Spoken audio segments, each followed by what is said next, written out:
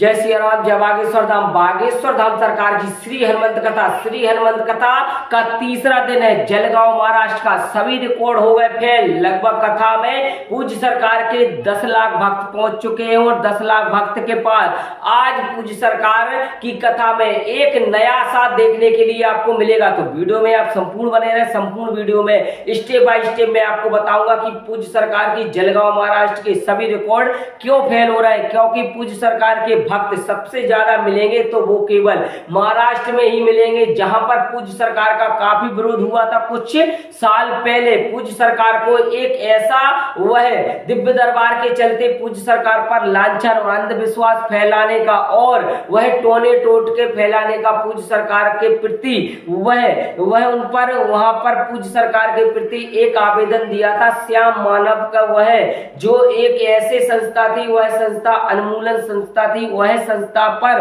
उन्होंने अपने बागेश्वर सरकार पर लांछन लगाया था कि अंधविश्वास फैला रहे हैं, वह एक ढोंग और टोटके की विद्या बता रहे हैं। परंतु पूज्य सरकार को क्लीन चिट मिल गई और इसके साथ जब पूज्य सरकार ने तेज गति से बार बार महाराष्ट्र जाने का प्रयत्न किया, क्योंकि जब तक यदि कोई विरोध ना हो, कोई विरोध वाला खड़ा ना हो, जब तक आनंद नहीं आता। बागेश्वर सरकार, पूज्य सरकार संकटों को टालने वाले हैं, संकटों से सामना करने वाले हैं। तो पूज्य सरकार इस तरीके से जब बार बार महाराष्ट्र जाने लगे और अब इस बार जलगांव महाराष्ट्र के पूरे रिकॉर्ड क्यों फेल हो रहे हैं, क्योंकि उनको विश्वास हो गया यदि इस कलयुग की धरा पर कोई हमें संकटों से बचा सकता है या फिर हमारे कोई भी विघ्न बाधा, भूत बाधा, प्रीत बाधा से बचा सकता है तो वो है हमारे बागेश्वर सरकार। और सबसे ज्यादा धाम पर भी महाराष्ट्रियन ही पहुंचते हो। महाराष्ट्रियन भक्तों को काफी आस्था का केंद्र है बागेश्वर धाम और पूज्य सरकार,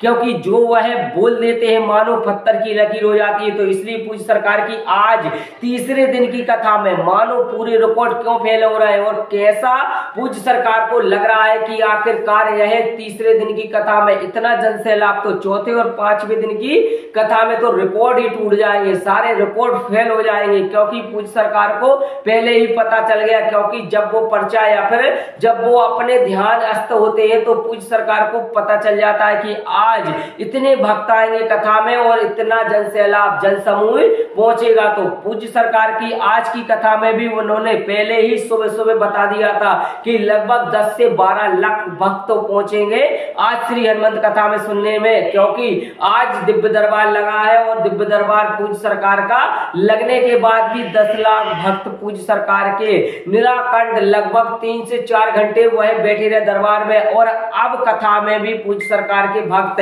जरा सा भी नहीं हिल रहे, चाहे उनको प्यास लगी हो, चाहे उनको बाहर जाना हो या फिर कोई भी कार्य हो, सारे काम काज छोड़कर पूज्य सरकार की केवल श्री हनुमंत कथा में, क्योंकि हनुमंत कथा सुनेंगे तो निश्चित ही उद्धार होगा।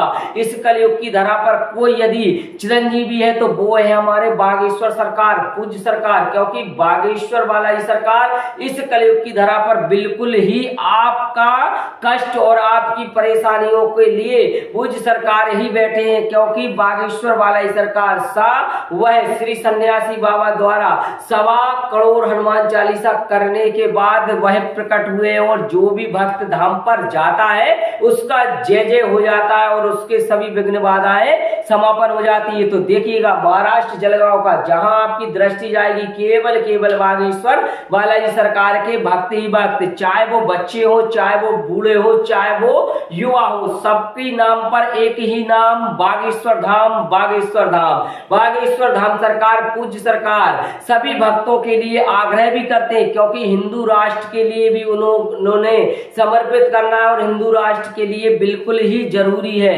यदि हिंदू राष्ट्र नहीं होगा तो बेधर्मी अपना टारगेट बनाते रहेंगे और हम सभी को परेशान करते रहेंगे, चाहे वो हमारी बहन बेटियां हो, चाहे हम स्वयं का ना हो। क्योंकि लव जिहाद और लैंड जिहाद को लेकर काफी वह बागेश्वर सरकार पहले ही बता चुके हैं कि हमारी बहन बेटियों को कैसे वह अपने मकर जाले में उलझाते हैं और फिर उनको निर्मम वह दोष वह निर्मम उनकी ऐसी वह कंडीशन कर देते हैं कि ना वो घर की रहती ना वो घाट की रहती है। तो अंततः जो होता है कि वह फ्रिजों में कभी कभी 30-30 टुकड़े मिलते हैं। तो बागेश्वर सरकार धर्म स्थानांतरण को लेकर और तमाम वह हिंदुओं को एकजुट करना चाहते हैं। वह एक ही नारा, एक ही नाम, जय श्री राम, जय श्री राम। कटोगे तो बटोगे, इस तरीके से यदि बटोगे तो निश्चित ही आपको कटना ही पड़ेगा। तो इसलिए पूज्य सरकार ने सभी आज की कथा में यही उद्बोधन दिया कि सभी को एक साथ समरसता कर रखना है, क्योंकि समरसता होगा तो निश्चित ही कोई सामने वाला आप पर नहीं उंगली उठा सकता और ना ही आप पर कोई दबाव या प्रेशर डाल सकता। तो बहन बेटियों को यदि आपको वह उनकी आबरू या फिर उनकी सम्मान और सम्मान को ठेस नहीं पहुंचाना है तो समरसता करिएगा और अपनी बहन बेटियों से वह पहले ही बोल दीजिएगा इनसे दूर रहे, चाहे वो अनवर अली हो, चाहे वो कोई से अली हो, इनसे दूर बना के दूरी बना कर रखे, क्योंकि यह बेरूपी है और बेरूपीय के चलते वह हो सकता है किसी पर भी अपनी प्रतिक्रिया दे और किसी पर भी अपने ऊपर लांछन। और पूज्य सरकार ने कहा कोई भी यह भेष बदल कर आ सकते हैं, जैसे कि माता सीता का हरण किया था रावण ने, क्योंकि भेष बदल कर साधु सन्यासी का भेष बदल कर आया था और हमारी माता सीता को उठाकर वह लंका ले गया था। तो इसलिए पूज्य सरकार ने आज महाराष्ट्र के सभी भक्तों से एक ही प्रण दिलवाया कि कोई भी कंडीशन हो, कोई भी आपको विघ्न बाधा हो, कोई भी आपको परेशानी हो, तो केवल यदि दरबार कोई का खटखटाना है तो वो है